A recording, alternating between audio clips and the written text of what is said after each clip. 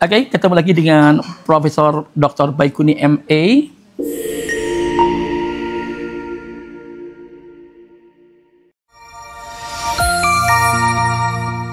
Beliau selain seorang guru besar di UGM dan ketuanya para profesor se-Indonesia, beliau juga seniman.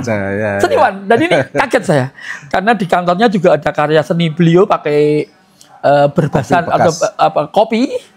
Kalau di sini ini ada karya yang keren, Prof. Ini menggambarkan apa, Prof?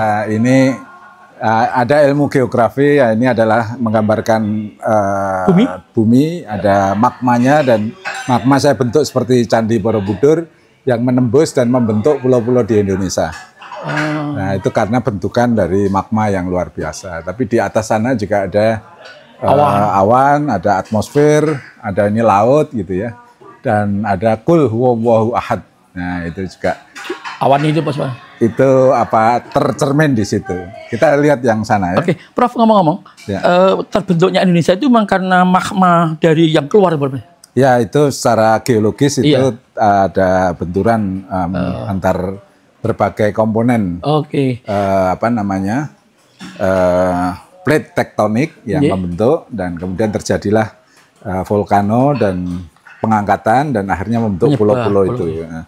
Nah, kalau ini adalah gambaran pegunungan Alpen, pegunungan yang ada di Eropa. Prof Baikuni pernah naik ke sini ya? Kalau tidak, puncaknya belum, itu dingin dan tinggi sekali. Tapi di salah satu Zermatt, ini adalah salah satu desa yang di lerengnya Alpen. Itu Matterhorn puncaknya namanya. Dan di situ juga wa ilal jibali kaifa nusibat. Nah, ini bagaimana gunung ditinggikan dan bagaimana kita belajar mengenai alam dan kesemestaan itu. Salah satu contoh yang saya selalu mengaitkan antara ayat, alam, dan spiritualitas ketuhanan, supaya seni itu bisa disampaikan secara hikmah. Prof, tapi ngomong-ngomong, kenapa Prof selalu mengkaitkan antara surat-surat yang tersurat, Al-Quran yang tersurat maupun yang tersirat?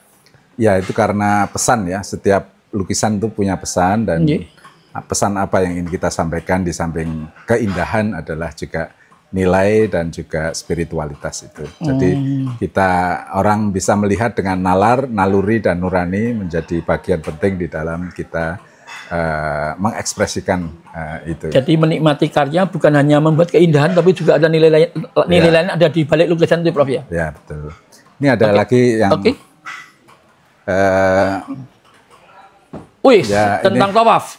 Ini tawaf ya. Masya Allah. Pas Idul Adha, lalu kemudian apa yang bisa saya torehkan, lalu saya coba ada gambar Ka'bah dan orang-orang bertawaf, dan semesta bertawaf juga kan gitu ya. Jadi saya kira Allah memberikan satu kenikmatan dalam kehidupan.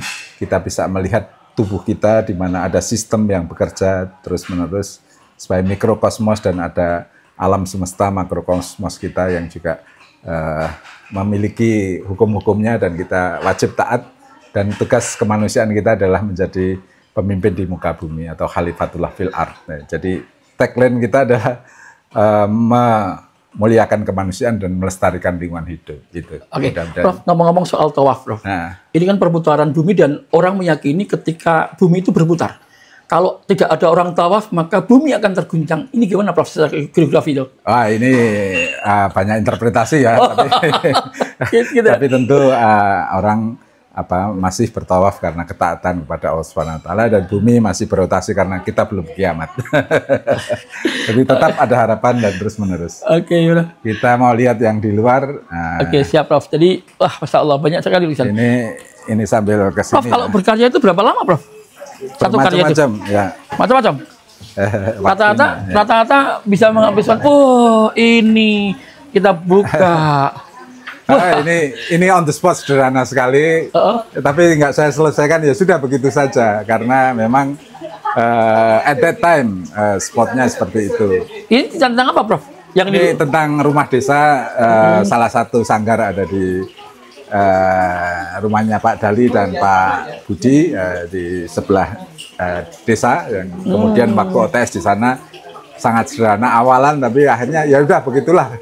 Jadinya gini ya. Jadinya begitu. Itu ya OTS on the spot. Oh, Candi mana, Bro? Di Candi Sambisari. Nah, di situ juga ada ayat Al-Qur'an yang saya torehkan, Merapi dan bulan. Memang malam tuh? Malam. Nah, oh. OTS-nya siang tapi imajinasinya malam. malam. Dan di antara itu ada apa namanya? Warna-warni apa namanya? Awan yang bisa kita torehkan ayat-ayat berkaitan dengan kesemestaan. Prof, itu ayatnya apa itu, Bang? Bisa dibaca itu ya. Fasad agak jauh dari sini. Iya, ya. Juga nggak kelihatan nih. Ya, nanti bisa dicek lagi. Siap, Prof. Karena agak mata kecil, saya kurang. Ya, sama juga gitu. Jadi sekali lagi bahwa Prof. Baikuni itu selalu mengkaitkan firman Allah dengan karya. Dan ini mengajak pada kita memahami sebuah lokasi, sebuah momentum untuk mengkaitkan dan kehidupan yang telah diberikan oleh Allah pada kita semuanya. Gitu, Prof ya?